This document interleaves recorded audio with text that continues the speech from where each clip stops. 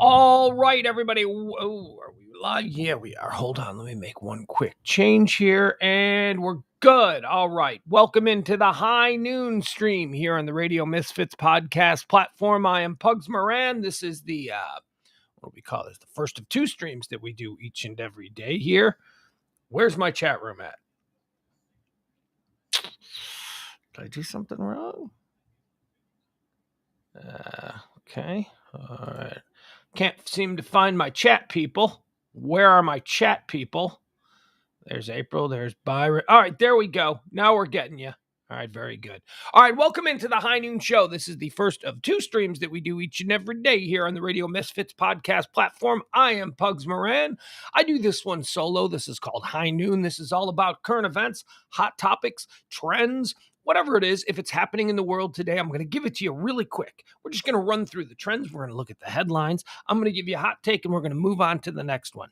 So that's show one. This happens every Monday through Friday at noon with me, Pugs Moran. Then we come back. Oh, yeah, we do a whole other thing. We come back at 9 o'clock Central Standard Time, 9 p.m. It's me, it's James Parker. And on Mondays, or at least some Mondays, and I'm guessing she's going to be on this Monday, it's a Kelly Moore Monday. That's right, my former partner Kelly Moore will join us tonight for Pillow Talk. It'll be fantastic. I don't even know if she is. I don't know if she is going to join us. I assume it's an open invite, but she's very busy. She's got so much going on. So we do appreciate it when she can join us. We'll see. I'm thinking she will tonight because she missed last week. Unless, although, you know what? I sent her a text like last Wednesday. Hey, you want to do the show? Or maybe it was Tuesday of last week. I'm talking about Kelly, my former partner. And, she didn't text me back. She totally left me hanging. It's been a week now and she hasn't texted me back. So whatever. I mean, that's not odd. That's not I don't think she's mad at me or anything. Well, I mean, she's always mad at me to a degree. We've got a lot of garbage in our past, but you know what I mean? She's not mad at me. She's not not talking to me. So, there you go. But I expect that to be tonight. 9 p.m. Pugs and Parker proudly present Pillow Talk on the Radio Misfits podcast platform on a Kelly Moore Monday. There you go. Hi, April. April's here. She says, I think Kelly was busy with her Chicago fam and mom's memorial last week. Yeah, she was. Jeff says, nice little guest spot last night. Was hoping for an announcement of you and Parker getting a radio show. And I don't think that's going to happen. I think I think it's more likely. You know what? I don't know what it's more likely, but I don't think a traditional radio show is what is in the future for Parker. Although, whatever, we'll do something together. I got no problem. Hey, look, whatever people want to do. Yeah, that was nice last night. Walter Sterling had Parker and myself on his nationally syndicated radio show, Sunday night talk show. It's on all over the country. And he was very, oh my God, I was blushing. He was very complimentary to me, very complimentary to James. Got some nice plugs in for the Radio Misfit podcast platform. Got some nice plugs in for this show, or not this show. Actually, we didn't plug this show at all, did we?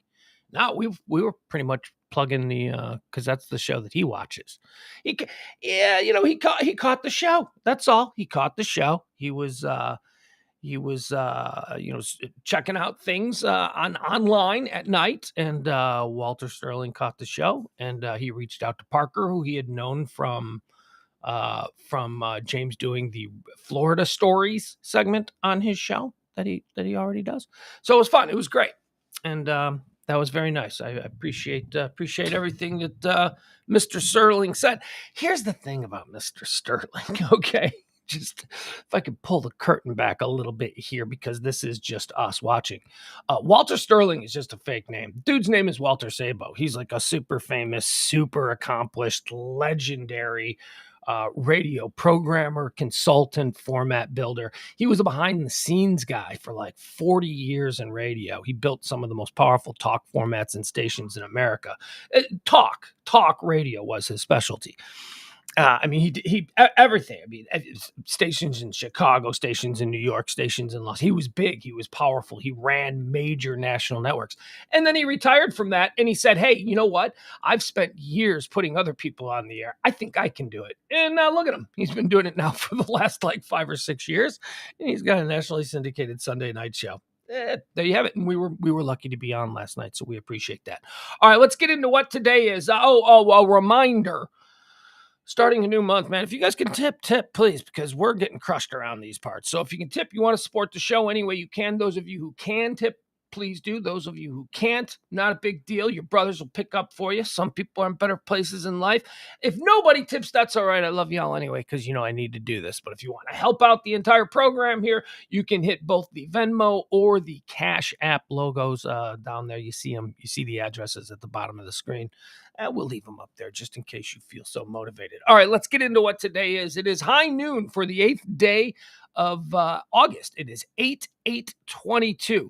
It is the 220th day of the year. There are 145 days remaining until the end of the year. So as we say around these parts, not even going to say anymore. Don't care. Don't care. You either know what to say next and you're saying it to yourself, or, we'll just move on from it. It's not a big deal.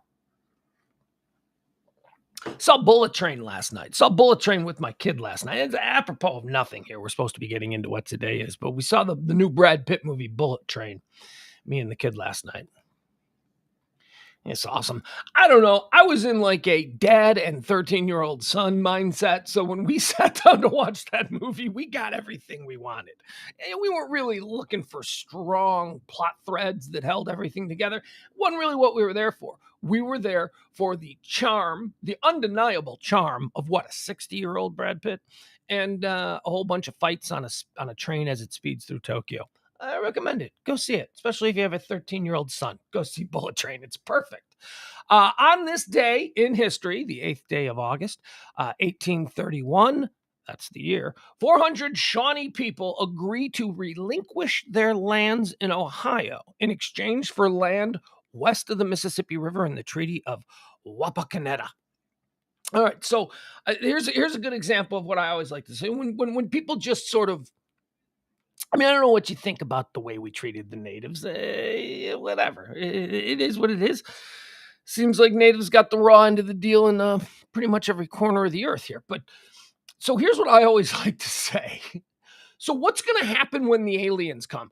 You think I'm crazy? Okay, because that's what we were. That's what the colonial colonizers. That's what the white man was. That's what the white European man with the big sailing boats. That's what they were to the Indians. They saw these boats coming just as we're going to look up in the sky and we're going to see these spaceships coming. They saw these boats coming and they were like, what the fuck? This doesn't seem, they seem a bit technologically more advanced than we. It's going to be the exact same thing when the aliens come. So when the aliens come and they say, look, here's the deal. We're going to slaughter a bunch of you for a while in the war of humanity. That's what it's going to be called. In the war of humanity, you're going to get slaughtered. The way the white man came and slaughtered the natives. We're going to slaughter you because we're aliens and we can do that. And then we're going to stop slaughtering you and we're going to go, look, here's the deal. We're just going to move into everywhere you are, and we're going to move you guys to the Arctic Circle. So all of you humans, we're just going to push you guys off. Here's your choices. Arctic Circle, Sahara Desert. Those are the places where, and it's a treaty. And look, we're not going to be in. So yes, the alien race will now occupy all of the cool places in the world, the places where you can live. And the humans, we're going to make a deal with you. We're just going to move you to. That's basically what it was on this day in 1831. They went to the Shawnee people and they went, hey, how great is Ohio, huh? Yeah, rivers and valleys and shit grows here and animals can graze and the hunting is fantastic. How great is, we're going to move you out of Ohio. We're going to put you over, I don't know, there's like places far west of here on the other side of the Mississippi where nothing grows, but you're going to love it. It's going to be fine. Go live there. On this day in 1903, never heard of this. Lost American history right here coming for you. Never heard of this before. On this day in 1903, Black Saturday occurs. Have you ever heard of Black Saturday? I never heard of Black Saturday. How come in all of the history, and I'm a Major League Baseball historian. I love Major League Baseball. I love the history of it. I love the mythology, all of it. Never heard of this. Never heard about the time in 1903 during a Major League Baseball game when an American stadium collapsed. Did you guys know about this? I mean, when we hear of stadium collapses, we think of South America. We think of it was the big one in England. I believe there was a big one in England, like in the 80s, where everybody died, a bunch of people died. 1903, Black Saturday occurs, killing 12 people in a stadium that collapses in Philadelphia. Here, let's see what Black Saturday was, just so we know. Black Saturday. Okay. Like, who was playing? I know it was a Major League Baseball game. I saw that when I quickly looked at it earlier. Black Saturday, 1903. Black Saturday was a 1903 disaster which left 12 spectators dead and over 300 injured when a collapse occurred at a Boston Braves and Philadelphia Phillies game. Oh, I have a Boston Braves hat. That's that hat with the B on it that I wear. That's my Boston Braves hat. Didn't even know that. So it was a game between the Phillies and the Boston Braves. 12 people died. 300 were injured. It is still the worst disaster in American history as a sports spectating disaster. That's what it is. It was a National League park on August 8th, 1903, during a doubleheader between the Phillies and the Braves. Two drunken men walking along 15th Street adjacent to the ballpark were being teased by a group of children. One of the men allegedly grabbed by the hair a 13-year-old girl named Maggie Berry from a group of children. And after a brief struggle, he fell on top of her. Accounts of the incident say that cries for help from the girl and her friends drew attention from spectators in the stadium above, and approximately 300 people crowded the balcony area above the street to get a view of the commotion. Under the weight of the curious onlookers, the overloaded balcony support beams apparently became detached from their connectors, and they plunged approximately 30 feet to the street below. So that's what happened. So just some early 1900s abuse of a 13-year-old girl by a grown-ass drunk man caused everybody in the stadium to come and look down and go, hey, look at that drunk grown-ass man beating the shit out of that 13-year-old little girl. And then the balconies collapsed. We never lost American history. Never heard this story before. Hello, amigo, says El Gamboa. Adam says in England, it was a stampede that killed people at a soccer match. Yeah, I forgot. But where was that? What was the name of the place in England? Did it begin with an Hempstead or something like that? I don't know. I want to say that the anniversary of it was recent. On this day in 1908, Wilbur Wright makes his first flight at a race course, Le Mans racecourse in France. It is the Wright brothers' very first public flight in the first demonstration after Kitty Hawk. So they flew the plane at Kitty Hawk, and that was just them. And then I guess they had a guy who had a picture, right? Because isn't there pictures of that? And then that picture went to the newspapers, and everybody was like, "Oh, the crazy Wright brothers in their flying machine." And then they went on tour. And like the first place they went was France to spread the word of their flying machine.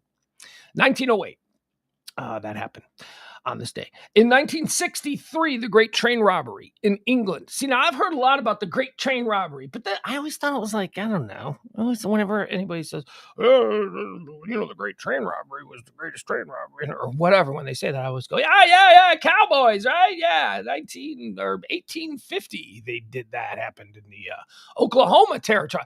No, Great Train Robbery was in England. Wasn't there a Phil Collins movie? Didn't Phil Collins make a movie where he played like Buster? That's what it was. Wasn't the movie Buster about the Great Train Robbery? I don't know. Phil Collins movie. Let's see what they get. 15 train robbers stole 2.6 million pounds in banknotes from a train on this day in 1963. 1963, 2.6 million. That's like 20 million, right? I mean, in pounds to dollars. And I don't want to do the math. Someone in the chat room can go ahead and do the math if they feel so inclined, but I don't know. That's got to be like 20 million American by today's standards. 1969 on this day. At a zebra crossing, I had to click on zebra crossing to see what a zebra crossing was. I didn't know what a zebra crossing was. I mean, if what came next said, at a zebra crossing in Africa, I would have gone, okay, so it's a legitimate zebra, but it said a zebra crossing in London. So I was like, they don't really have zebras in London. Zebra crossing is just, I guess what they call, well, I'll show you what they call it. Actually, do I need to show you what a zebra crossing is? Okay, hold on. There you go. Here's the whole point of it. The whole point of the story, anyway. Here you go. Here's a zebra crossing. This is a zebra crossing. Boop, boop, boop. Here's probably the most famous example of a zebra crossing. All right, there you go. You see that? See like the Abbey Road? You know, the Beatles? See how they're walking across? See those white stripes? Yeah. Okay, so that's a zebra crossing. And this picture was taken today in 1969. That's right. On this day in 1969, at a zebra crossing in London, photographer Ian McMillan takes the iconic photo that became the cover image of the Beatles' Abbey Road album. So there you have them. There you have them. Look at that's a zebra. So we learned what a zebra crossing was, and now we all know what they were taking a picture of on this day. 1974 on this day. So 69 was the Abbey Road cover. On this day in 1974, President Richard Nixon, in a nationwide television address, announces his resignation from the office of President of the United States, effective noon the next day. Wasted no time. It's like, I'm out of here at noon. I'm going to get one last kick-ass breakfast from the White House chef, and then I am out of here at noon. Maybe I'll grab a sandwich or some kind of Hot Pocket out the door. Yeah, it was on this day. He said he's not gonna. Is this also the I'm not a crook? No, I think the I am not a crook speech came a couple of days earlier, weeks earlier. I don't know. The Watergate thing unfolded over the course of a very long time. It's like we look back on it and we're like, oh yeah, Watergate. It was like over a weekend back in the early 70s. And then it was no, man, that went on for like years. Like it was like slow. Like whenever I watch Watergate shows, like shows about Watergate, it always takes a much more long. I was a little kid, so I wasn't really paying attention to it every day. But if you were a grown up, you probably were like, man, is this ever going to end? Probably how we were with the Mueller report. Remember the Mueller report? What the fuck, man? How long is this going to take? Yeah. Wheels of government grind slowly. On this day in 1988, the first night baseball game in the history of Wrigley Field is played. I remember this. It was a big deal. I was a kid, 18-year-old kid in Chicago. It was, 88. It was a big deal. Cubs had never played a night game. It was only day games. And it was one of the reasons why I always hated the Cubs growing up. I was like, what's this about? You always play when I'm in school. What is this about? So night game. They did a night game, 88. Wrigley Field lit up. It was cool. It was cool to see Wrigley Field lit up. I'll give them that. And then it rained. Game was rained out. Sorry, Cubs. Wah, wah. Rained out in the fourth inning. On this day, also in Chicago, look at this. This is kind of a big day for my hometown, for the town home of my Ute. On this day in Chicago in 2004, a tour bus belonging to Dave Matthews dumps approximately 800 pounds of poop onto a boat full of passengers on the Chicago River underneath. Yeah, this was a fun one. This was Dave Matthews, if I remember correctly. They were playing the House of Blues, or they were staying at the House of Blues. I don't know where they were playing, but the bus, the Dave Matthews tour bus, was at the House of Blues, and apparently they all got the House of Blues in Chicago is right there on the Chicago River. So they got on the bus to leave apparently, and the shitter was full on the bus. So were they moving? They were on the bus or on the bridge. I'm not sure which bridge. I'm guessing it's the one right by the House of Blues. I don't know. There's a lot of bridges in that area. So they were on the bridge, and maybe they were in traffic. And does the bus driver decide to do this, or does somebody in the back have to do this? I don't know, but they decided, hey, we're over the water. The bridge is underneath us. It's like one of those vented bridges, so it's not like solid cement. You could, shit will fall through the grating of the bridge. So they're on the bridge, and they decide that they're going to empty their septic tanks on the bus. So they just dump all the poop out of the bottom of the bus on the bridge. It goes through the bridge, and there's a tour bus right under, or a tour boat on the river right underneath it. And Dave Matthews Band shit all over these people. Hysterical. Is there more to it? Is there actually? Let's see this. Okay, Dave Matthews Band dumps. All right, so this. Oh, look at this. Dave Matthews pooping on people on a tour boat in Chicago actually has its own Wikipedia page on this day. Oh no, it actually doesn't have its own Wikipedia page. Hold on. Is there maybe its own thing for it? Current with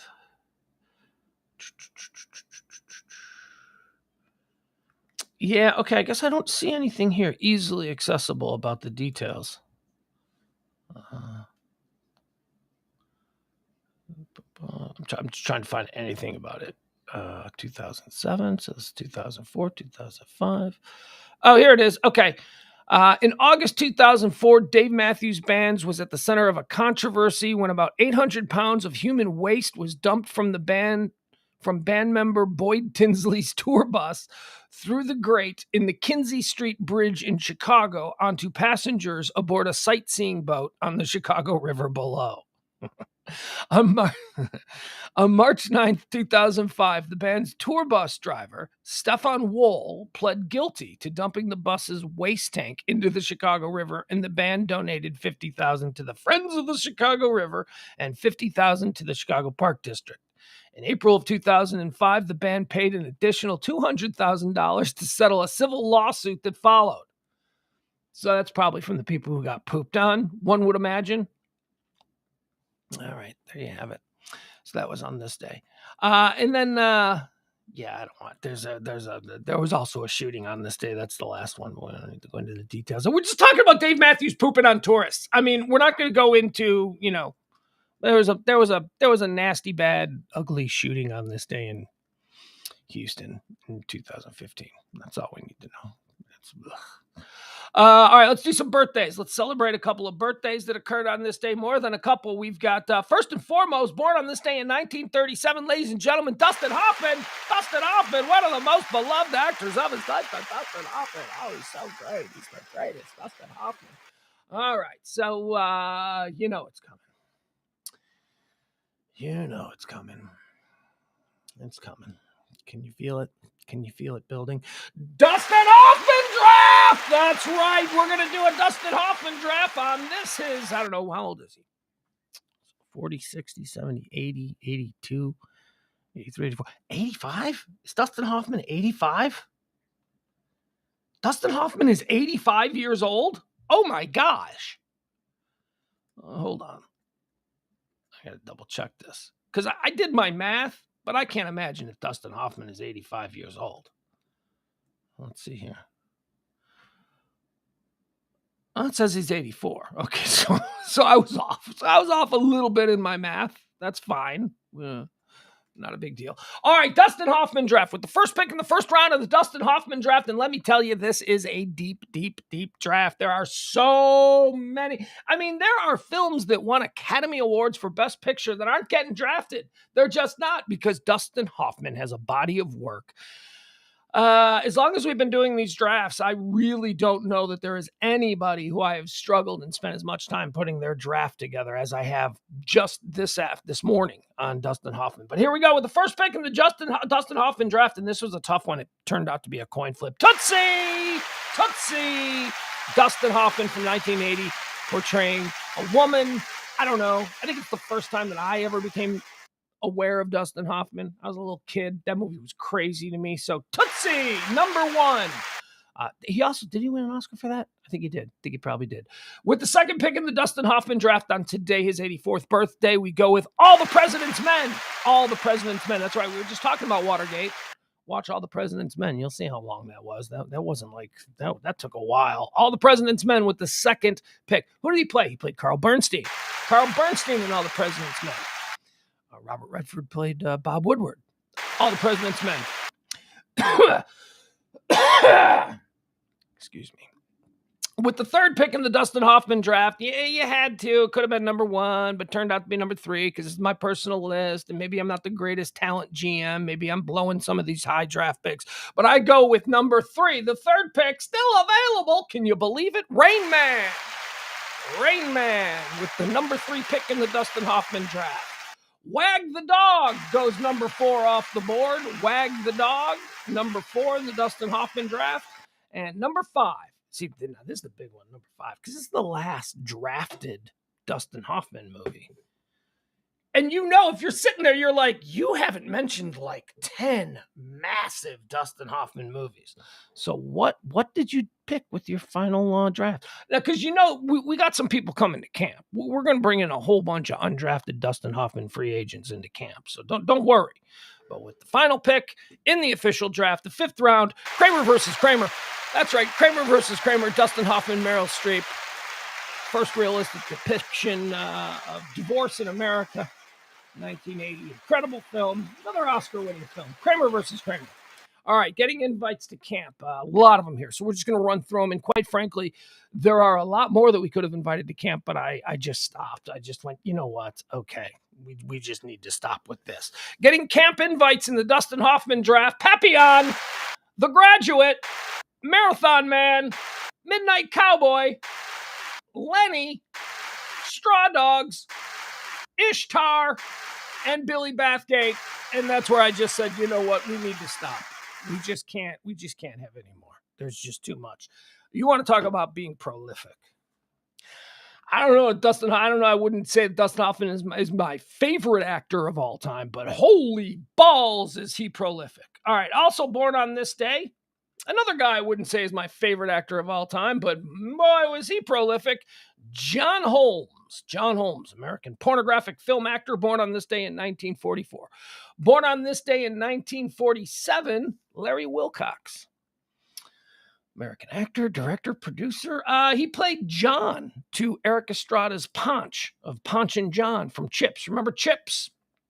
Hey, I learned a fun fact about Chips this weekend that I did not know.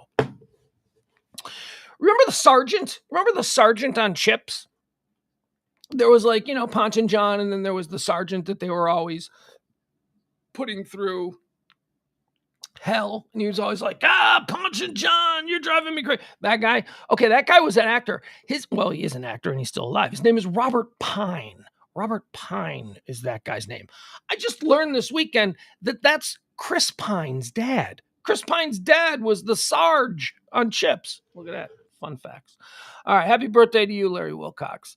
By the way, John in Chips, it was like John played the role that they usually reserve for a woman in like just like really trope-filled Hollywood churned out garbage, which Chips was. Chips was fun, but I was 10. Right? Okay, so I liked it at 10. I don't know if I was a 50-year-old man if I'd enjoy Chips, but at 10 it was fun. John played Larry Wilcox, who's celebrating a birthday today. John played the guy, the right off the bus. Usually it's a girl who gets on a bus and goes out to Hollywood to make her dreams come true. John wasn't trying to be an actor, mind you. That's not the deal. But he was sort of the fish out of water in L.A. Wasn't he from like Oklahoma or something? And Ponch was the guy that was going to show him how to, how L.A. works and all that. It was all that stuff. And so he was like, so this is how L.A. works. And I thought an interesting little change from usually they would make that like a doe-eyed girl, the doe-eyed girl who's, feeling real intimidated. But as John, that was kind of John. But John was a good cop. Happy birthday to you, Larry Wilcox. Keith Carradine, born on this day in 1949. I don't know which one this is. He's still alive, so he's not the one, He's not Bill from Kill Bill. We know how Bill died. Bill died in the Michael Hutchins way. We don't really talk about it. Went out with a smile, I guess. I don't know which one Keith Carradine is. Keith Carradine. Okay, so here's how. So I got to work through the Carradines. Okay, so he's not Bill. He's not Bill from Kill Bill. That was who Carradine. That was. Is there a Dennis Carradine? I don't know. There should be, right? Seems like there's a Dennis. I don't know. And then there's the Carradine who's in Revenge of the Nerds. He's like the nerdy Carradine. Okay, which one was in Kung Fu? That's the one that's dead, right? That's Bill. Kill Bill. David. That David Carradine. That's David Carradine. David Carradine was Kill Bill, and he was in Kung Fu. And David Carradine died in a hotel room, doing something. Yeah. Okay. So there's that. So that's David. Let's move there. Then there's the one from Revenge of the Nerds. That's I don't know which one that is. Steve. Let's call him Steve Carradine. Okay, that's the one from Revenge of the Nerds. Steve Carradine. And then Keith Carradine. This would be the guy who played Wild Bill, right? In Deadwood. I'm thinking this is the guy who played Wild Bill Hickok in Deadwood. Happy birthday to you. There you go. This is also the one I actually do know. This is the one I think he's got a Academy Award for a song. I think he wrote the song man, what was that song? What was it from? Some Robert Altman film. Everybody's talking at me. I don't know what song that is. It's a terrible song, but apparently it won awards. And it was him. It was Keith Carradine. So there you go. Born on this day in 1952, Robin Quivers. Robin Quivers is what, 70 years old today. Robin Quivers, Howard Stern's partner of all these years. Born on this day in 1961, The Edge. Bono's partner of all of these years. Born on this day also in 1961, umbilical cousins with The Edge. Ron Klain, current White House Chief of Staff.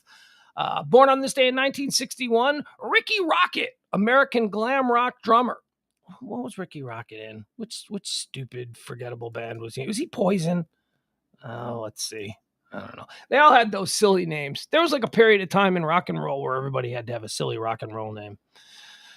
What was Ricky Rocket's real name? Well, I can see why he changed his name. His real name is Dick Ream. Ricky Rocket's real name is Richard Allen Ream. Dick Ream. Born on this day in 1961, Ricky Rocket. What band was he in? Poison. There you go. All right. Happy birthday. 60 years old today. Dick Ream, otherwise known as Ricky Rocket from Poison. Also born on this day in 1962, Kool Moe Dee. Kool Moe Dee. Also born on this day in 1973, Scott Stapp. Creed, right? Right? Creed escapes a lot of the... seems like there's a lot of Nickelback anger and vitriol that gets thrown their way that could very easily be diverted towards Creed, but Creed doesn't seem to get it to the extent that Nickelback does. I've never quite understood that. But okay, that's fine. We'll move on. Happy birthday, Scott Stapp. Born on this day in 1976. Oh, look, we got a couple of them. Umbilical cousins born in the same year who ended up in two competing boy bands. We've got J.C. Chasez. He's born on this day in 1976. What's he in? Is he from NSYNC? Is he the NSYNC guy? I think so, maybe. J.C. Chasez, born on this day in 1976. Also born on this day in 1976, Drew Lachey from 98 Degrees. So I think you got NSYNC and 90. I'm not sure which was which. I'm just actually guessing. I knew NSYNC and JC was first, so I went NSYNC, and then I remembered 98 Degrees, so I went, okay, Drew Lachey. There you go. JC Chasez and Drew Lachey, born on this day in 1976. Born on this day in 1981, Roger Federer, greatest tennis player of all time. I don't know. I don't follow tennis, but I think he might be. And born on this day in 1998, someone whose name I know, but I don't know who this person is, Shawn Mendes. I have no idea. It says here, Canadian singer, songwriter, and guitarist. If you say so, if you say so, birthday lists. All right, couple of deaths. Let's get through some deaths there. We got some quick ones. Dead on this day, passed away, Barbara Bell Gades. Dead on this day in 2005. She was Miss Ewing, right? She was the Mama Ewing on Dallas. She was Miss Ellie? Was that her name? Miss Ellie? Dead on this day in 2013, Karen Black, American actress born in 1939. Karen Black. Ooh. I come from the 80s. If you do too, then you remember seeing really scary movies as a tiny kid in the 70s. And if you remember those movies, you remember the scary lady in all of those movies was Karen Black. Karen Black was the queen of the 1970s cheap-ass scary horror movie. To the point where as a kid, I thought Karen Black was like the biggest movie star in Hollywood. Turns out she wasn't. She was like a C or D-list actress. I mean, there were big actresses at the time of Karen Black. You know, you had your, I don't know who you had. You had your Faye Dunaways. You had your Meryl Streeps emerging. Your Sissy Spacek. You had like young A-listers. There's obviously a difference, but she was in a movie. Karen Black was in a movie called Trilogy of Terror, and I have often, as a grown-up, thought, I should try and find Trilogy of Terror. I should try and watch Trilogy of Terror, because I can tell you, no movie traumatized me more in my childhood than Trilogy of Terror. I don't even know what the hell was going on in that movie. All I know is there was like a voodoo devil doll that was in an oven, and it came to life, and it was terrorizing Karen Black in her apartment. And I don't know, she put it in the oven. And we thought, I was like 5. I'm watching this. I'm like, okay, it's in the oven. We got to take care of it. And then it pops out of the oven and it keeps chasing her around. You guys remember Trilogy of Terror? Anybody? Am I the only person who remembers Trilogy of Terror and that devil doll? All right. Well, we lost Karen Black on this day in 2013. Also, we lost Glenn Campbell on this day in 2017. American singer, songwriter, guitarist, actor. Oh, Glenn Campbell. They made a documentary about Glenn Campbell's life, like in his last months, I would guess, because I seem to remember him dying after, because I had never really thought much about Glenn Campbell, right? He was just like he was like basically John Davidson to me. He was just a guy who was on TV singing and looking handsome on TV when I was 6, right? That's what he was to me. Then I saw this documentary about Glenn Campbell, and I'm like, holy balls, he ain't John Davidson. This is a different kind of thing. Glenn Campbell was like a genius, a tormented genius. But like, man. Anyway, if you ever get an opportunity to see the documentary on the life of Glenn Campbell, it is fascinating. It is eye-opening. It is truly, truly magical. Let's see here. Frank says, I saw Trilogy of Terror as a kid. It scared the crap out of me. Yeah, it was a scary movie.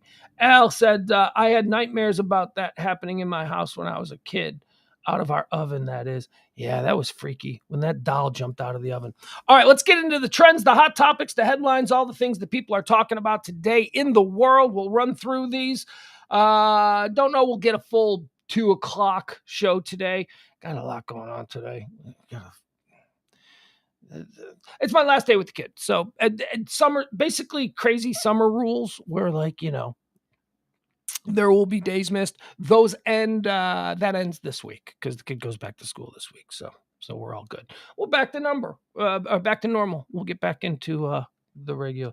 And I don't think we've been all that disrupted this summer. I think we've missed a couple, I think I lost my voice last week. That was really more than anything kid related. I think a couple of shorter shows. I'm trying, folks. I'm trying. Let's see here. So the big news right now is apparently Israel is starting a war there in the Middle East. Israel has been bombing Gaza all weekend long. They're flying their jets in. They're dropping their bombs. Hey, Pogs, what are they fighting about? I don't know. Same thing they've been fighting about for 2,000 years. It's happening. So there you go. So if somebody says, hey, what do you think about what's happening in Israel or Gaza? You can just fall back on whatever it is you've been saying about that whole situation your entire adult life, because I don't know. It's like nothing's changed. They're just fighting again. Travis McMichael, this is breaking. Travis McMichael, this popped up just before we signed on here. Remember Travis McMichael? He was the gunman in the Ahmaud Arbery shooting. He was sentenced by a court in Georgia a couple of months back. He and all the gang, all the guys that were involved in that, they got life sentences. They ain't going anywhere. Well, this morning, Travis Michael was double sentenced. Travis Michael, who fatally shot Ahmaud Arbery, receives a second life sentence from the federal government. So this is under the federal hate crime legislation. So Travis McMichael, he ain't going anywhere ever. Double lives. He can live 2 lives, and he still ain't getting out of prison. Denver and Kentucky, there are some problems going on there. We got flooding in Denver and Kentucky. The president is in Kentucky right now. He's surveying the situation, checking it all out. Bad flooding in Kentucky. Bad flooding in Denver, too. Denver's underwater as well. So I can't remember. Here in North Texas, I don't know the last time it rained. Do you guys know the last time it rained? It hasn't rained all summer, has it? I don't know. I mean, what are we in water level troubles? Because I was watching this last night. I was watching some footage about the Denver flooding. I mean, I was aware of the Kentucky flooding, but I was watching the Denver flooding, and I thought, yeah, when was the last time it rained here? I can't remember the last time it rained in North Texas. No idea. So there you have it. Denver and Kentucky, they're having some problems. Axios. This is interesting. You know, Axios was the new, it was a new media project started probably 5 years ago or something now. It came out of nowhere. It had some nice initial funding and they hired a whole bunch of real journalists, and the whole deal with Axios was that they were going to do news differently than the way it was done. And I love Axios. Axios over the past 4 years has become one of my go-to sources for news stories. I love their reporting. I love that there doesn't seem to be any real overt bias. It's not a whole lot of opinions, just a whole lot of. I enjoy Axios. I thought Axios was great. Thought Axios was great. It still is great.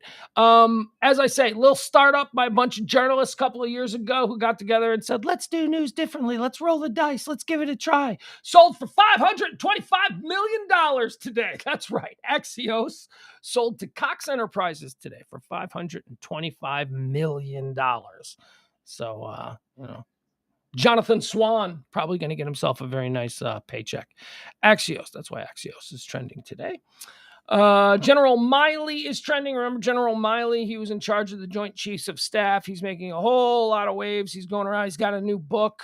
Apparently, the New York Times has been leaked. I don't know, leaked or acquired or somehow come into possession of a letter that General Milley wrote to then former President Trump. A resignation letter after the Lafayette Square incident. Remember the Lafayette Square incident? All right, just look it up. I don't need to go into the details of the Lafayette Square incident. Top U.S. General Milley said Trump was doing great and irreparable harm to the United States in undelivered resignation letter. Oh, how brave of you, General Milley, in your undelivered resignation letter. Now that the coast is cleared and you're retired and you're out, now you're going to write a book about all this? You. Mark Milley, the four-star U.S. Army general whom former President Donald Trump handpicked to serve as chairman of the Joint Chiefs of Staff, drafted a resignation letter to Mr. Trump, accusing him of, quote, doing great and irreparable harm to the United States in an undelivered resignation letter. It was written just days after then President ordered a violent crackdown on protesters near the White House so he can participate in. Very brave, General Milley. Very brave. I'd have more respect for you had you done it while you were, in office. But hey, all you guys gotta wait for your book deals, right? Gotta wait for your book deals. Irreparable. You truly believe that irreparable harm is being done to the United States, but you're going to wait till your book deal comes out to let everybody know about it, because what could go wrong? All right. Okay, so now here is the story that I have been fascinated with all weekend long. And hold on, because I posted this up here in my little rundown for today's show. I have a Sunday story, so let me see what the latest is before I tell you why. Anne Heche is trending. Yes, Anne Heche. Remember Anne Heche? Boy, she has been an interesting person the whole time that she's been in the public spotlight.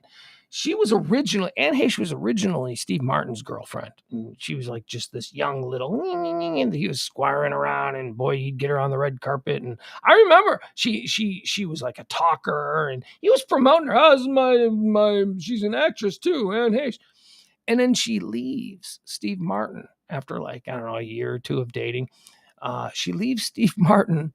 And this is when Steve Martin was big. Steve Martin, 90s Steve Martin. This is Father of the Bride era Steve Martin. This is big era, big time prime Steve Martin. She leaves Steve Martin and she hooks up with Ellen DeGeneres, which was like, wow, she's a lesbian? Crazy. These people were crazy. It was like, we couldn't handle public open lesbians. Anyway. So she became super famous when she was with Ellen DeGeneres. That really I don't know if it helped her career as an actress, but it certainly had her on every, tabloid front page. Her name, Anne Heche, became a household name. I don't want these. All right, here we go. All right, so that brings us up. So Anne Heche, she breaks up with Ellen. She doesn't really do anything. I think she goes a little crazy. She does some weird things. Now she's doing a podcast. Fairly popular podcast. I've heard of her podcast before. So she's doing her podcast, and that's pretty much all Anne Heche is doing. She's like a 60-year-old woman now. Did you see what happened to Anne Heche over the weekend? Did you see this? Oh my God, you guys. Okay, so we're going to go through this. So apparently Anne Heche in her Mini Cooper was just driving around like a crazy terrorist person on, I want to say, was it Saturday afternoon or Friday afternoon? I don't know. It was over the weekend some point. There's video of her in her little blue Mini Cooper just like neighborhood streets. She's in a neighborhood in Venice, California, and she is just doing like 70 like up and down streets. You get kids on bikes. Oh, there goes Anne Heche. And apparently she turned into an apartment complex and she got pinned in. She ran into a garage. You know, like those big apartment complexes have the garages in the back where you can fit like 100 cars in there. She slammed into the side of a garage in her Mini Cooper, and she got surrounded by people in the apartment complex who were like, turn the car off, you know, and she's like, man, she hear her screaming inside the car, and she's like trying to get it started, and she gets the car started again, and she just peels out. Got all these people with cameras. Hey, call the police on her. And she just kind of like flies out of the apartment complex. Like 10 seconds later, dude, she flew down this street and she blew right through a stop sign, and it was a T. There was a house at the other end of the stop sign. She drove her car right through the damn house. Huge explosion. The whole house gets engulfed in flames. Anne Heche is like Daenerys in Game of Thrones, mother of dragons, engulfed in flames. It's incredible. People come running from all over the neighborhood. Get her out of the car. And nobody was in the house. Thankful. Well, there was somebody in the house. There was a person and a dog, but they were in a different part of the house, so they were fine. But she's like on fire. And so all these neighbors are trying to pull her out of the car, and they couldn't pull her out. And then finally the major, like multiple alarm fire now. So fire trucks are showing up, police are showing up, the car's on fire, it's in the middle of the house is on fire, it's now spreading to the neighbors' houses. This woman is, I'm on fire. You know, she's like on fire. They get her out. She's unconscious. They put her on the stretcher. They rush her to the ambulance, and she pops up. Anne Heche pops up out of the stretcher. Have you seen it? She's on the stretcher. It's a helicopter view. You know, you do this like when you see like major cities, whenever there's a big police presence somewhere, they'll put a helicopter up in the air and you'll get the helicopter shot of it. So we get a helicopter shot of Anne Heche being rolled out into the ambulance. They're putting her up into the ambulance. And just as they go to put her in the ambulance, she's like laying there like this. Like there's like, you can't even see what it is. And then all of a sudden she goes like zombie Anne Heche. She just goes, Rah! She like sits up and she starts fighting with the paramedics as they're putting her in the bed. Oh my God. Jeff Glenn says, Pug, since you're our resident expert on crashing into houses, how fast do you have to be going to penetrate brick? Pretty fast. I wasn't going that fast. I didn't actually I knocked brick down. But yeah, she was going far faster than I was, Jeff. Thank you. Thank you for acknowledging me as the world's expert on driving cars through homes. Cops suspect DUI in Anne Heche crash. She's granted warrant for blood sample. Okay, let's see this. Anne Heche will have to give a blood sample to police after crashing her car into a home in Los Angeles. Well, it doesn't matter. When's she going to give it to it? This was Friday. If it was booze, the booze is gone. The booze is gone. It's out of the system by now. It's been like 4 days. The LAPD received a warrant to test the 6 days, 7 night star's blood to see if she was under the influence of drugs and or alcohol at the time of the crash. Well, here's the unfortunate reality of this. Pills, certain pills, they will be able to still find in her system traces of any sort of, but really just weed. It's just weed. Weed is the only thing that they'll find in her system after like 4 or 5 days. Weed, the most innocuous of the things she probably took on that day, if she took it, is the only thing that's going to show up in her system, because cocaine disappears after about 24 hours, alcohol about 24, 48 hours. all kinds of like meths and stuff like that. They go away very, very quickly. So if she was on like pharmaceuticals, that'll show up, and she probably have a prescription for those, and weed, because weed sticks in your system. Cocaine goes away in 24 hours. Weed, like 6 months. Like they'll be able to test you for months, and you'll still pop hot for weed. It's crazy. It's God's little trick. He's got a sense of humor. If he's real, he's got a sense of humor. All right, so I want to show you some of these things. We've got some of these videos here of the Anne Heche situation, so we'll watch these together. Let me see. Let me make sure I pull them up, because Oh, you know who did a really good job? Was this it? Was it CNN? No, maybe it was TMZ. Okay, yeah, here we go. Okay, so we're gonna look at the TMZ story, because obviously they were all over it. All right, TMZ. Here we go. Okay, there. Okay, so there you see her popping up, right? Okay, so there's a still. She was laying flat on that. Her clothes burned off her. Ah, jeez. So she was laying flat on that. You're seeing a helicopter shot of someone being loaded into the back of an ambulance. She was laying on that stretcher, and now just as they go to put her in the ambulance, she pops up and she starts. There's video of it. I think we'll be able to see the video, so don't worry. Now, let's see what else we got here. All right, this is a picture. Oh, let's watch this. All right, so this is her speeding. Just a little neighborhood ring doorbell. Oh, there goes Anne Heche. That's Anne Heche. By the way, this is her approaching the stoplight that she did not stop, or the stop sign that she did not stop at. And then she flew right into the house. Let's see if we can hear the crash. I'm not sure if we can on this. There we go. We got it. Okay.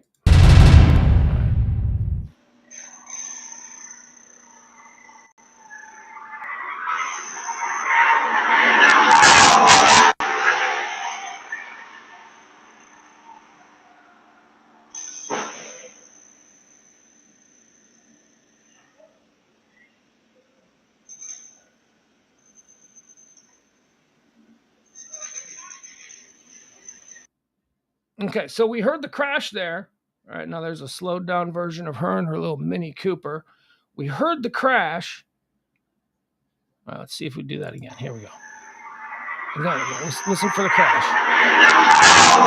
Right, there she goes. And there it is. All right, so there it is.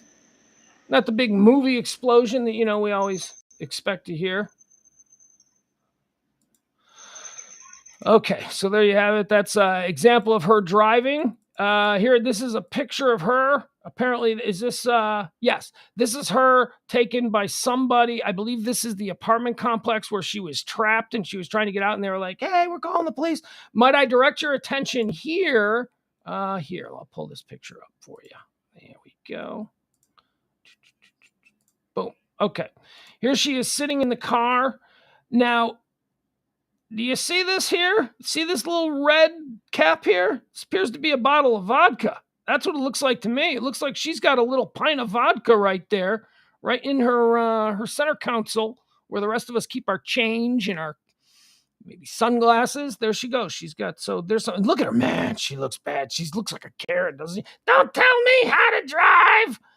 So this is probably, this picture was probably taken just prior to the video we just saw of her car flying down the street. All right, so now this is going to be her popping out. This is all right, here we go. All right, let's watch this now. Yeah. Okay, so how do I explain this? Okay, so right here, this is the house she drove into. See, you can see all the flames, where the flames ruined the roof of this house. All right. So she came flying down here and went right into here. She blew right where all these fire trucks are. This is the stop sign, the intersection that she blew through, and she went straight into this house. Look at her. All right, so the car is like somewhere in here, I'm guessing.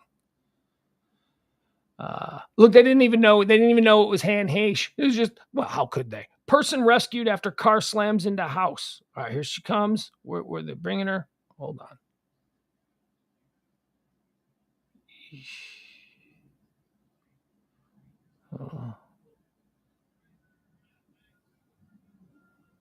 I wonder what kind of money she's got. I mean, does Anne Heche have is she comfortable, or is she struggling? She's driving a Mini Cooper. That's, it was a nice Mini Cooper. It was like a new Mini Cooper. So, she's got a new dependable car. That's a good thing. That's a life goal we should all shoot for. Not driving beaters, right? But it's not, she wasn't driving around in like a Mercedes, SUV or anything like that, which would, all right, come on. Okay, so here we go. So see, they're bringing her. So here's the stretcher. They're bringing her in the stretcher into the back of the ambulance. Look at her. She goes, it's like a zombie movie. It is like zombie Anne Heche. Watch that again. That is so freaky. She's all burnt up. God. Look at this. Okay, look, here to go again. And look, now she's pulled. She's like, God, let me out. Oh my God. What an unbelievable. There's a movie star. Good Lord. Anne Heche will have to give a blood sample to police after crashing her car into a home in Los Angeles. The LAPD received a warrant to test the 6-day, 7-night star's blood to see if she was under the influence of drugs and or alcohol at the time of the crash. Officers believe Heche, 53. How is she my age? Officers believe Heche, 53, was intoxicated when she plowed her blue Mini Cooper into a house Friday and sustained severe burns after the vehicle caught fire. But her blood test results could take weeks, the outlet noted. They always do. Sources also told TMZ that at the minimum, the LAPD will refer Heche's case to the LA City attorney, who could press hit-and-run charges as she reportedly slammed into a garage and drove off before driving into the nearby house. Yeah, that's the apartment complex I was telling you about. A rep for the LAPD told Page Six Monday morning that she could not confirm the warrant, but added the investigation is still ongoing. For now, Heche's case is being investigated as a misdemeanor hit and run, the rep added. One day after the fiery crash, Heche's rep told People in a statement, Anne is currently in stable condition. Her family and friends ask for your thoughts and prayers and to respect her privacy during this difficult time. I'd say it's a difficult time. Her ex-boyfriend, Thomas Jane. Thomas Jane? Are you kidding me? Thomas Jane? Thomas Jane once pulled a gun on our producer, Eric, and it freaked him out. For real. Tom Jane was a regular on our show. Tom Jane used to do our show all the time. We loved him. He was crazy, out of his mind. And now I find that he's like dating or was dating Anne Heche. That makes sense. Her ex-boyfriend, Thomas Jane, whom she dated in 2019. Okay, so maybe they weren't on. Told the Daily Mail she was expected to recover. My thoughts and prayers are with Anne, one of the true talents of her generation, Jane said. Thank God no one else was hurt, he added. Aerial shots of the incident showed the actress being taken away on a stretcher as fire trucks surrounded the house that was destroyed. Her clothes and back apparently visibly burned off. All right, well, there you have it, man. That's a wild, oh boy. I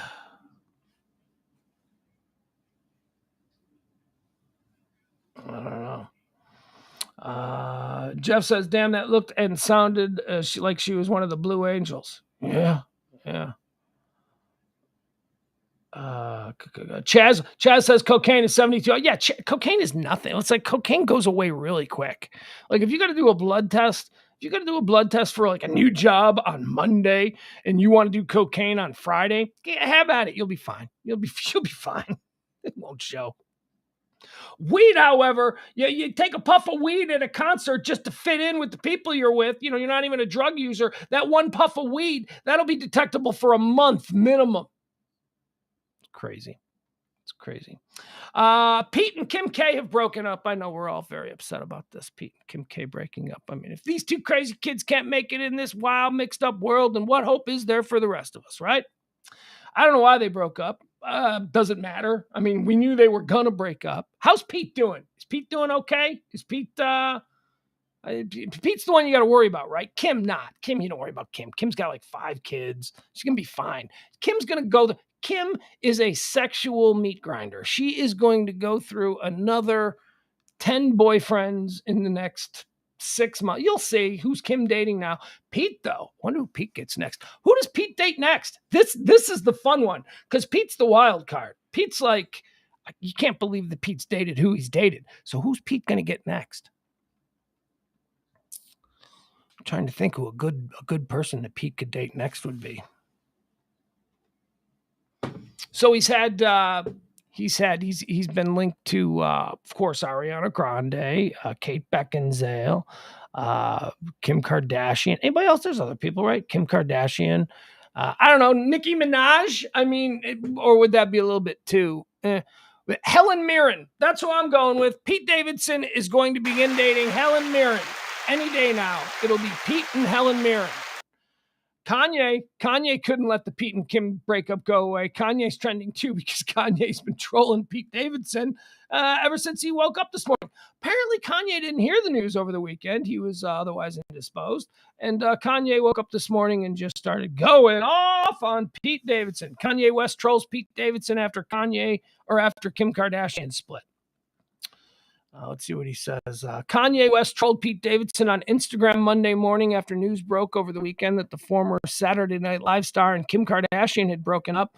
West also took a jab at his ex-collaborator, Kid Cudi, by referencing his recent Rolling Loud performance, which ended in him getting booed off stage. West's post features an edited newspaper headline reading, "Skeet Davidson dead at age 28. Oh, very nice. In fine print at the bottom of the image, the page reads, "Kid Cudi meant to play funeral, but fearful of bottle throwers." Kanye's not funny. He's not. He's like not funny. He's not. There's no wit there. He's just like. West had traded shots with Davidson on social media at numerous points throughout the relationship, which lasted 9 months. All right, 9 months. There you go. All right, so we're done with it. So I guess this era in American history post-pandemic will be known as the Pete and Kim era of American history. The 9 months when we all started to open back up and get out there after the pandemic. And Pete and Kim K were our shining lights. K-Fed and Britney. Oh, God, look at this. What is happening here? K-Fed and Britney are trending, too. Why are K-Fed and Britney trending? Because K-Fed apparently... All right, So Britney was in the conservatorship for a long time. K-Fed is Britney's, second husband? I don't know. She's had a number of them, but K-Fed's one of the big ones. K-Fed and Britney had a bunch of kids together, two boys.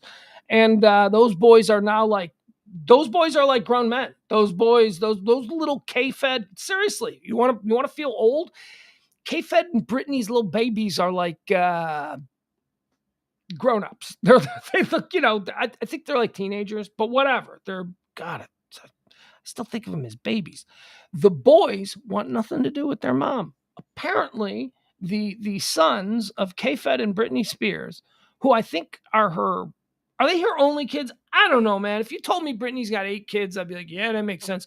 If you told me that she's only got the 2 with K-Fed, I'd go, yeah, that makes sense. I don't know. I have no idea. But they won't have anything to do with her. And apparently Kevin Federline is talking about why that is. Kevin Federline, "Me and Britney's boys are purposely avoiding her," says Kevin Federline. Kevin Federline is spilling the alleged tea about his kids' relationship with their mom, Britney Spears, saying their boys don't want to see her right now for a myriad of reasons. The singer's ex-husband, K-Fed, we're talking about, with whom she shares 2 boys, Jaden and Sean, did a wide-ranging interview with the Daily Mail in England, portions of which are apparently going to be aired on ITV this coming week. Still, some of the juicy quotes surfaced in the print version of their story. Let's see. World exclusive. Britney Spears' ex-husband breaks silence on claims her father's 13-year conservatorship saved her. So K-Fed is of the belief that the conservatorship was a good thing. Kevin Federline says that Britney's sons have chosen not to see her for months. Kevin Federline talks openly for the first time about the reality of life as the former Mr. Spears. For starters, Kevin says their sons are deliberately choosing to avoid Britney right now. He doesn't give a clear-cut reason or an explanation as to why, but there are hints that they might want to keep their distance over a number of things, including Brit's behavior of late. Now, lately, Britney's just been really active on Instagram. I don't know what other behaviors he's talking about. She's been very sexualized on Instagram, doing a lot of. It's not a good look. It's. I'm not liking it for Britney. I would like Britney to sort of dial all of that sexualized stuff back and just kind of present herself as sort of a modern 40-year-old woman, with kids. I mean, she could do that. She's an icon to a generation. She can do anything she wants. And if she does it properly, it'll become a thing because she's Britney Spears, and she is, not to me, but there are people that are influenced by Britney. April says K-Fed has like 10 kids and 5 baby mamas. Yeah, but I bet the ones with Britney are the most important ones, April. I'm just saying. There is a pecking order when the monthly alimony checks come in as to who gets what gym shoes, if you know what I mean. When it's time for K-Fed to take the whole brood back to school shoppings, some of the kids are getting more expensive shoes than the others, I'm guessing. For starters, Kevin says their sons are deliberately choosing to avoid Britney. It doesn't give a clear-cut reason, but some of it has to include Brit's behavior of late. He says the boys have decided they are not seeing her right now. It's been a few months since they've seen her. They made the decision not to go to her wedding. The boys didn't go to her wedding to Sam? Yeah, I know. I'm a little shocked that I know the name of her husband, too. I think it's Sam. Is it Sam? I don't know. Might not even be Sam. Please, God, let it not be Sam. I don't want to be able to pull that kind of information out. Yeah, I can pull that out. She's married to Sam. I can pull that out. But I stood and stared at the debit card thing at the 7-Eleven last night for a good 4 seconds trying to remember my PIN. I was like, wait, which PIN is this? But Sam, I don't know. Hopefully that's not her husband's name. I just think it is. The boys have decided they're not going to see her right now. It's been a few months. They didn't even go to her wedding, adding that they were happy for her and that they still want the absolute best for their mother. Oh, that's the hard one. That's the hard one. When they say, yes, we're not going to be attending your wedding, but we're happy for you and we wish you nothing but the best. Oh, that's the worst. Right? Because that means they're being kind of measured about it. Like, this decision isn't just them being emotional because they don't like mom's new husband, right? And they don't like the new stepdad, whatever it is. This is that. I hope this marriage fails. That's almost what you want to hear because that's passion and that's unreasoned. But when they say, yes, we won't be attending your wedding, we wish you the best and we hope it all works out. And we're pulling for you because we do still love you, but we won't. That's the one that hurts because that's like they're thinking this through. And maybe I really am a fuck up. That's kind of like what Britney probably processed it as. Probably not, though, because she's Britney and she's got a whole different way of doing these things. Kevin goes on to say the very public nature of the conservatorship battle had been difficult, generally speaking, and he has tried to shield the kids from it, the spotlight, as best he can, despite their constant questions about it over the years, some of which he couldn't answer.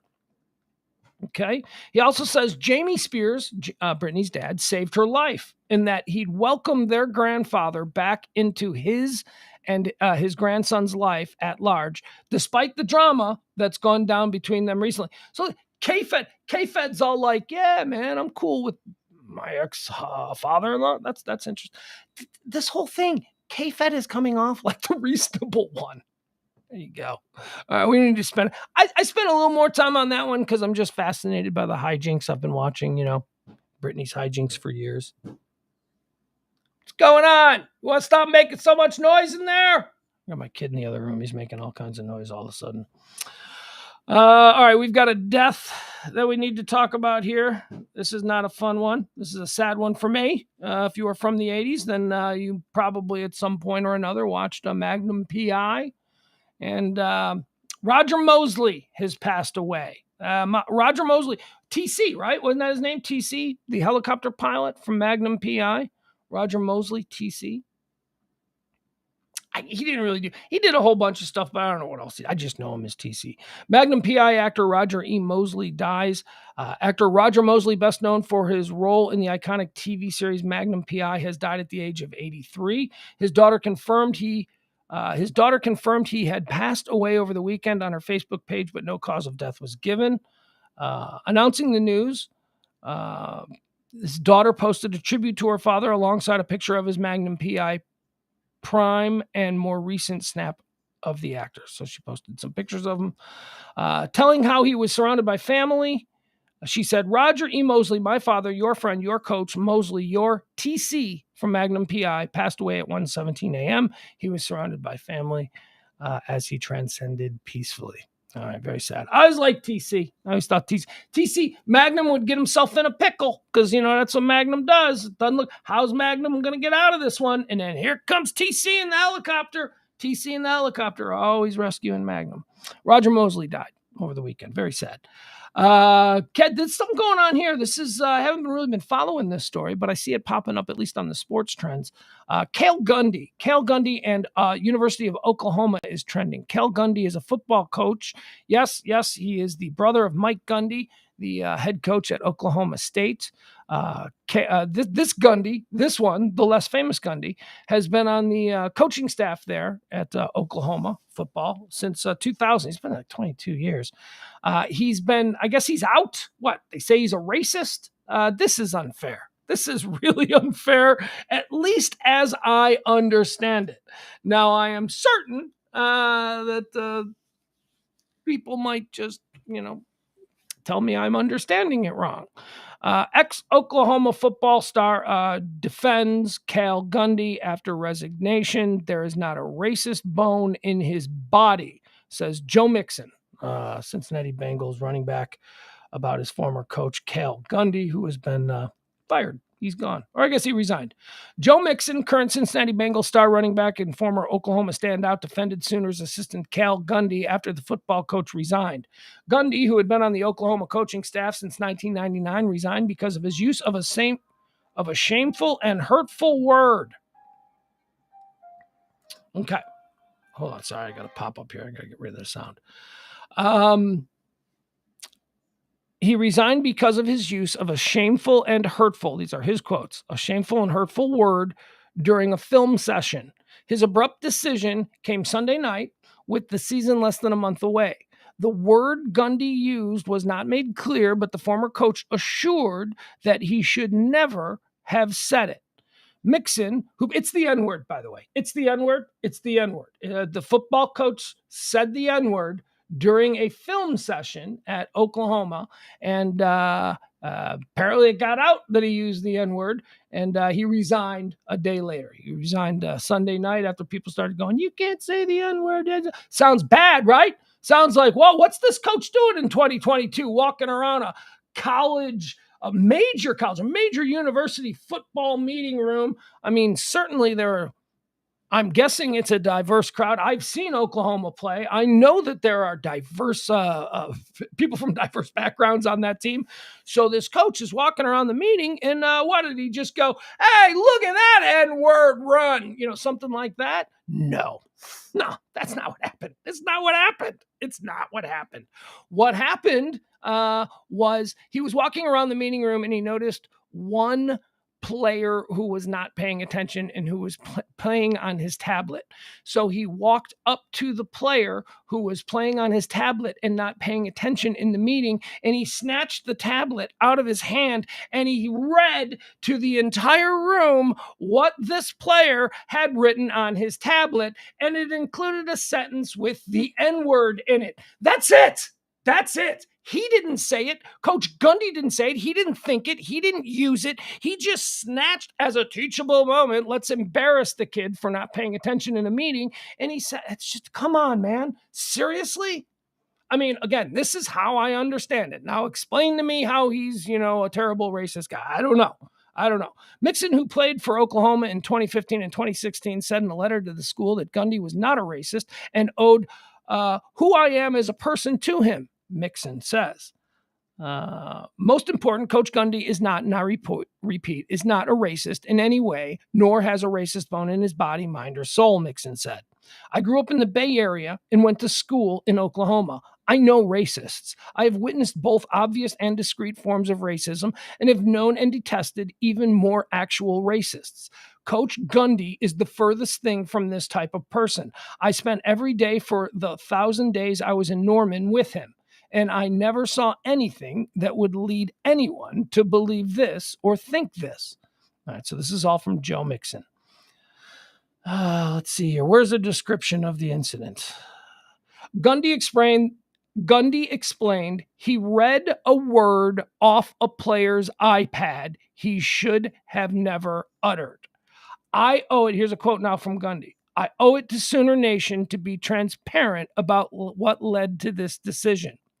Last week during a film session, I instructed my players to take notes. I noticed a player was distracted, and I picked up his iPad and read aloud the words that were written on his screen. The words displayed had nothing to do with football, Gundy said.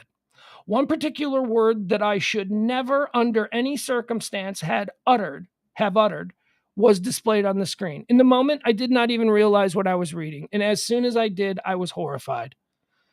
I want to be clear. The words I read aloud from that screen were not my words. What I said was not malicious. It was not even intentional. Still, I am more mature enough to know that the word I said was shameful and hurtful. While it was unclear what the word was, Mixon said in his letter that Gundy was likely trying to help the student athlete. All right, so you understand what happened here, right? So this is... there are real racist people out there. Go after them. There are so many obvious reasons why this man should not be called, or he's not a racist, okay? He's not a racist. He's a football coach. He's probably a hard ass, and he was probably being a hard ass because that's what football coaches are. He's walking around the meetings. He sees someone dicking around. He grabs their iPad and he goes, oh, look at this. Johnson's not paying attention here. What is Johnson doing instead? Hey, y'all, how my ends doing? And he reads it, and now he has to resign because he read a word. I'm not for censorship in general, but I'm really not for thoughtless censorship. And this is so thoughtless. There's no consideration to the context of what occurred. This is why I always say context is important. And so there you have it. That's a shame. But, Eddie Deason is trending. Eddie Deason, I always like whenever Eddie Deason trends, and he trends from time to time because he seems to be a complete train wreck as a person. Eddie Deason, do you remember Eddie Deason? Here, let me show you who Eddie Deason is. Eddie Deason was an actor back in the 80s. Let's see if we get some good pictures of Eddie Deason. He was in Grease. He was like the quintessential nerd. He's always, let's give you a picture of Eddie Deason. No, they're giving us all the pictures of him today. I don't want a picture of him today because today he doesn't look like the guy we know. Show me Eddie Deason. All right, this guy. Here he is. All right. If you come from the 80s, you know this dude. You've seen him in everything. Any movie made between like 1978 and 1986 that needed someone to be a nerd, this is the guy they went with. Look at him. There he is. Come on. We all know Eddie Deason. Look at him. There he is.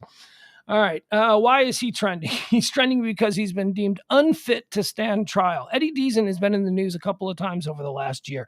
Apparently, he's nuts now. He's an old guy, and he's nuts. There was a steakhouse in Maryland where he went nuts and he just started throwing plates and he caused all kinds of damage in the steakhouse and he was arrested for that.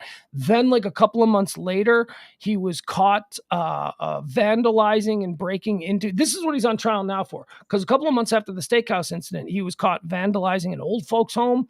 Like he was trying to get in. He was harassing a resident, like leaving love notes, not like he was in love with somebody in an old folks home. Oh boy. Yeah, he's had a rough go, old Eddie Deason. Grease. He was in Grease. He was in Grease. I think he was in Porky's. He was in any movie that needed a teenager. Eddie Deason, he was like Screech before Screech. He was like the original incarnation of Screech. Eddie Deason, known for playing Eugene Felsnick in Grease, has been found not competent to stand trial for allegedly burglarizing a nursing home. The commitment order obtained by TMZ shows Deason unable to stand trial because of a mental disorder, and he's been transferred to the Maryland Department of Health and Treatment. Okay, so there you have it. Here, look at this picture, though. All right, so that's the Eddie Deason we know, right? Okay. All right, so that's the guy you know. Let me see what he looks like now. Here. All right, here he is now. Look at this. Look at this guy. So we just saw what he used to look like, what we know Eddie Deason to be. He's scary now. Look at him. There he is. Look at that. Holy balls, man. The years have not been kind to Eddie Deason. All right, there you have it. Hope he gets his stuff together. That's why he is trending as well today. Pete Rose is trending. Pete Rose is trending because over the weekend, the Philadelphia Phillies, they honored the 1980 World Series team, and so Pete Rose was invited back, which is strange to me because I thought he was banned from baseball, and that seems to be a baseball event, the kind of thing that he shouldn't be allowed to be at. But the Phillies invited him, and Pete Rose was introduced. Ladies and gentlemen, Pete Rose. And he comes out on the field. You know, he's going to line up next to the rest of his 1980 World Series Philadelphia Phillies team.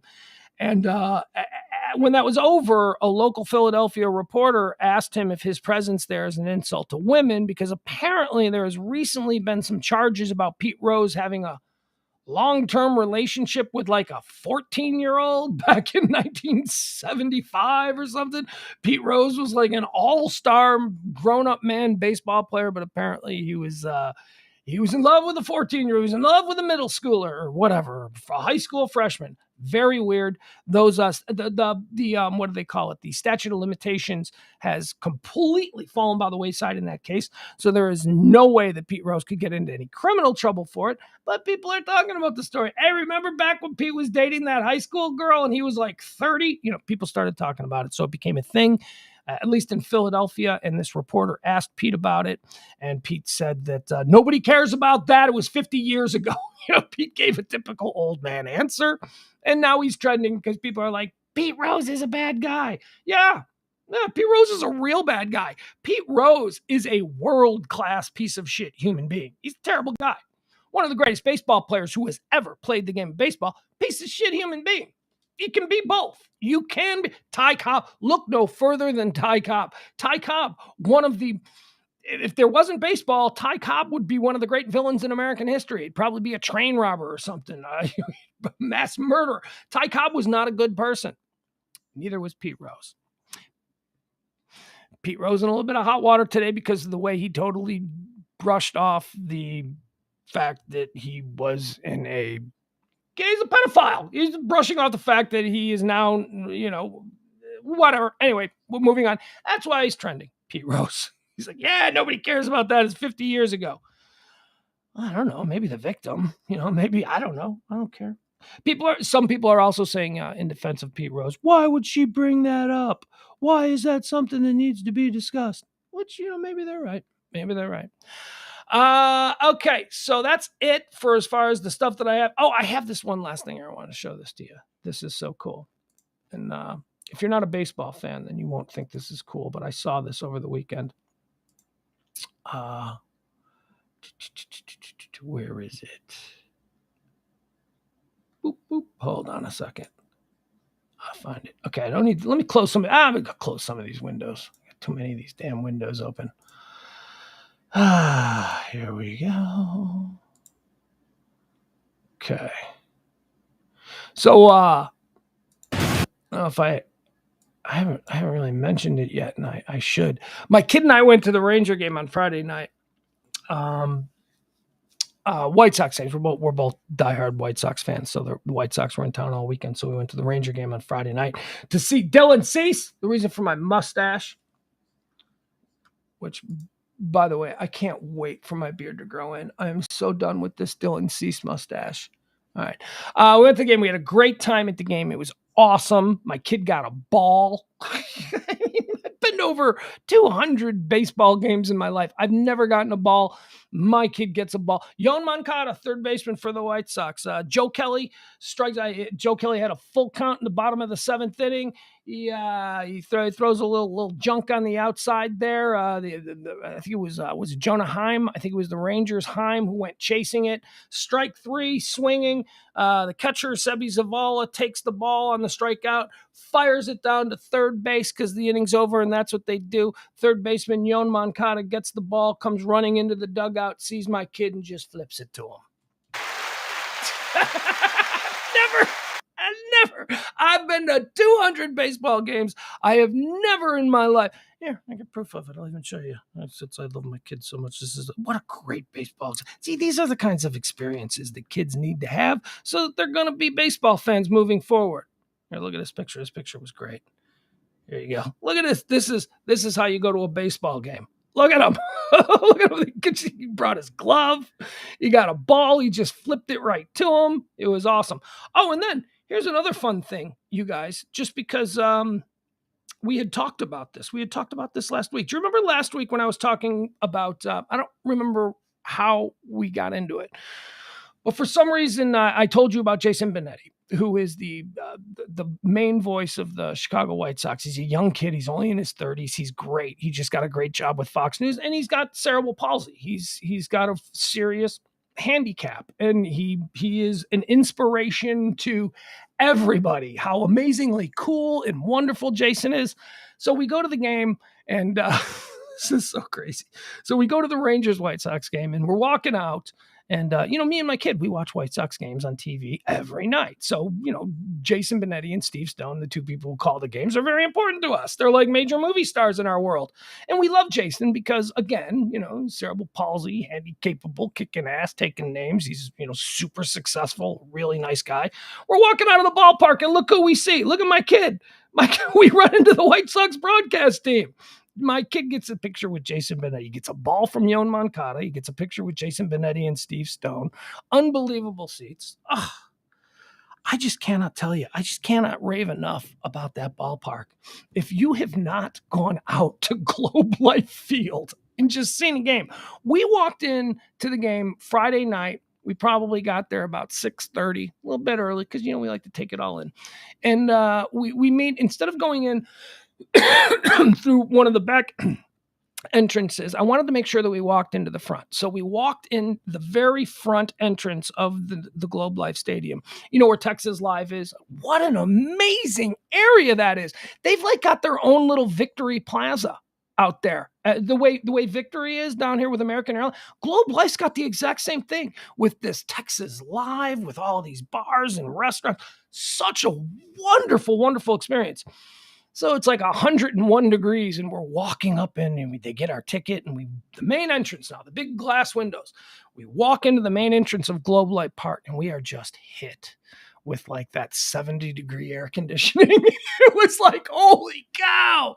We have walked from the blazing heat of an August afternoon in Dallas, Texas, into a shopping mall, a gorgeous shopping mall. It's a shopping mall with a magnificent baseball stadium where the food court would be, or where everything else would be, where just amazing. I cannot rave enough about the experience of that ballpark.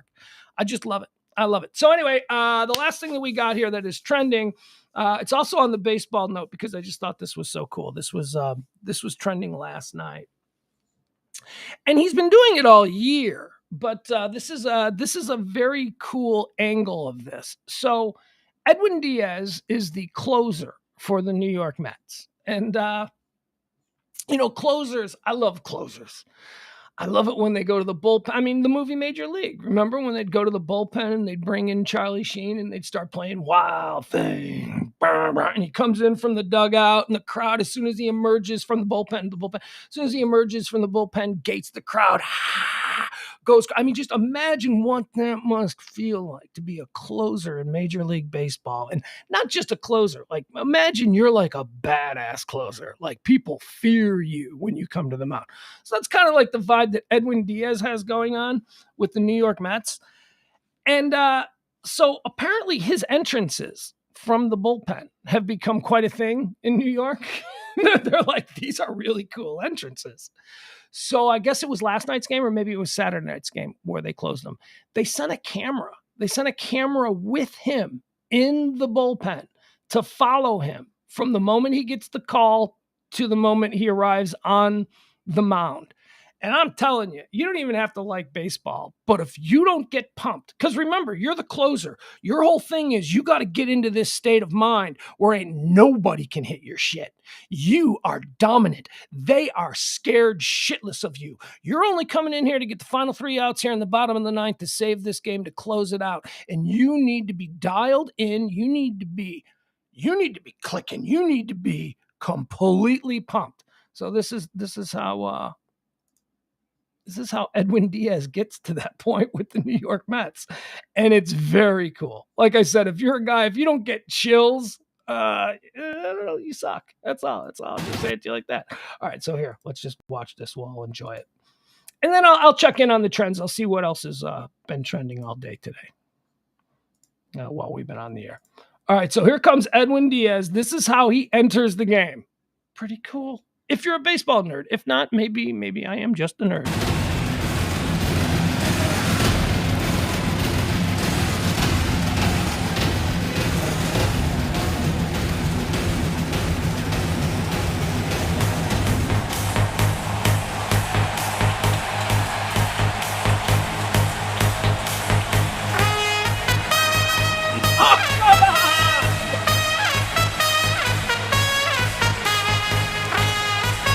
Like a Western, like a gunslinger.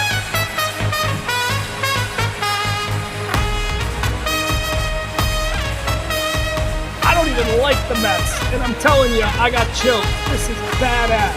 Baseball needs more of this kind of shit.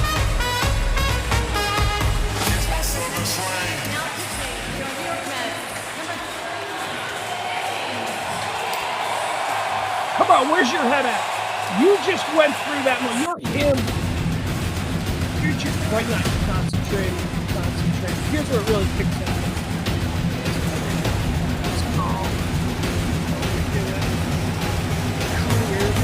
Clear the silk. Oh, and the crowd and the music. Give me the horn. Oh!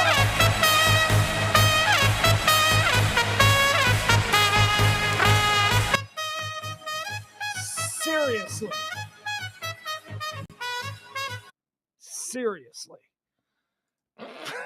That's pretty cool, man. That's, like I say, I don't even like the Mets. I'm not even a National League guy, but I'm telling you, that gives me chills. That is badass. Edwin Diaz, New York Mets walk in. Edwin Diaz walk in trending for that reason. Vinny Paris of MajorLeagueBaseball.com basically started it all out by trending, by tweeting. How did that start? How did this trend start? What is it? I want to give him credit. Buffering. Okay. Yeah, the original tweet that got this trending is from Vinny Parisi. He says, "This is by far the coolest entrance by a closer in New York City baseball history." It might actually be in I don't remember any other ones. I remember when Eckersley would come out, back when he was with Oakland. That was pretty scary. Of course, we all remember, Mariano Rivera with the Yankees. Trying to think of what other closers. We're just Rocker, maybe Kenny Powers, I don't know. All right, let's jump in and let's see what we've got that's trending that we may have missed here. Again, good time to remind you, if you can tip the show, please treat me like your bartender, your barista, your car valet, whatever it is. It's been a rough summer. We haven't been pushing much for help. We need to play a little catch up. So if you can tip, we'd appreciate it. Thank you very much. Now we'll move on. Let's see what is. Gabby Petito is trending. Why is Gabby Petito trending? I don't want Gabby Petito to be trending. I'd like her to just rest in peace. Breaking: family of Gabby Petito announces $50 million wrongful death lawsuit against police in Moab, Utah, accusing the department of failing to properly investigate her domestic violence case and protect her. Okay. All right. Well, the family's got to go through what the family's got to go through. We got to look at these pictures of Gabby Petito again. What an absolutely beautiful young girl. Good Lord, what an awful thing that was. Coming up on a year, right? It was basically wasn't Brian and Gabby, weren't they heading out on their trip about this time a year ago? I think so. Let's see, what else do we have here? Nope, nothing. Kanye trending. We talked about that. Blackpink. I don't know. Blackpink. Apparently, that's a Korean girl band. I see them all the time. Very attractive young ladies. I don't know what Blackpink is.